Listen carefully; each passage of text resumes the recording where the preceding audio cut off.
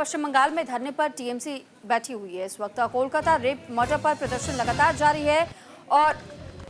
आज धरने पर सत्ताधारी टीएमसी के भी बैठने का ऐलान किया गया है। प्रदेश के सभी कॉलेजों में विरोध प्रदर्शन की योजना है। रेप पर सख्त केंद्रीय कानून लाने की मांग पर धरना देने की तैयारी में तृणमूल कांग्रेस नजर आ रही है। आरोपियों को मृत्यु दंड देने के लिए कानून की मांग की जा रही है टीएमसी की ओर से। इससे पहले आपने पश्चिम बंगाल के मुख्यमंत्री को सुना कि किस तरीके से वो हर किसी के सामने जिस वक्त अपनी बात रख रही थी, उस दौरान उन्होंने ये कहा था कि हम पूरी कोशिश करेंगे कि कैसे आरोपी फांसी के फंदे तक पहुंचे। और इसी के तहत में आज ममता बनर्जी की ओर से यह ऐलान किया गया है कि आज टीएमसी की तरफ से पूरे पश्चिम बंगाल में अलग अलग जगहों पर प्रदर्शन किया जाएगा। इस पर ज्यादा जानकारी के साथ रिक्सुंदर सासमल हमारे साथ फोन लाइन पर जुड़ चुके हैं। रिक्सुंदर, आपसे जानकारी चाहेंगे, आज तृणमूल कांग्रेस की ओर से जिस प्रदर्शन का ऐलान किया गया, कितने बजे से प्रदर्शन की शुरुआत होगी और क्या मुख्य एजेंडा रहेगा इस प्रदर्शन का?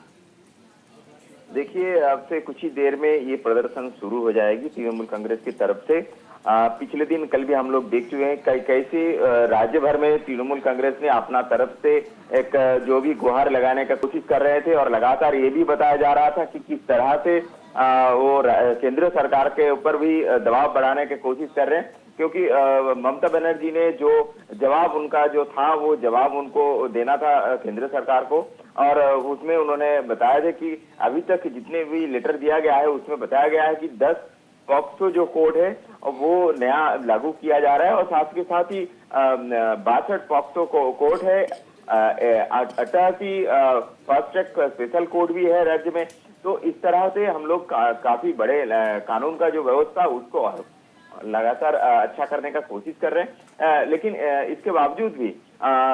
किस तरह से केंद्र सरकार को नजर देनी चाहिए, किस तरह से इस तरह का जो घटना है उसमें कैपिटल पनिशमेंट के लिए केंद्र सरकार को किस तरह से अपना जो है व्यवस्था को सही करना चाहिए और एक बड़ा कोशिश करनी चाहिए कि इस बलात्कार और रेप मर्डर के बारे में जितने भी घटना होता है उसमें कड़ी से कड़ी सजा देने के लिए गुहार लगा रहे हैं ममता बनर्जी, जबकि बीजेपी की तरफ से बताया जा रहा है। सवाल तो ये भी बनता है ना कि अगर पश्चिम बंगाल की मुख्यमंत्री है ममता बनर्जी, तो ममता बनर्जी को पहले ऐसे एक्शन लेनी चाहिए थे, पहले ऐसे कड़े कानून अपने राज्य में लागू करने चाहिए थे, फिर केंद्र सरकार से भी केंद्र में इसको लागू करने की मांग कर लेती। वो पहले अपने राज्य को तो सुरक्षित महसूस करवाए। बिल्कुल बात सही है, बीजेपी की तरफ से यही बताया गया है कि इस घटना का विरोध लगातार बीजेपी तो कर रही पहले से। बीजेपी का कहना है कि इस तरह का माहौल बनाने का क्या बात है, क्योंकि सबसे पहले ममता बनर्जी को जो चीज सबसे पहले करनी चाहिए थी, कोलकाता पुलिस जिसमें फेलियर हुआ था, काफी सारे चीज ऐसा घटना होने के बाद कोर्ट के जरिए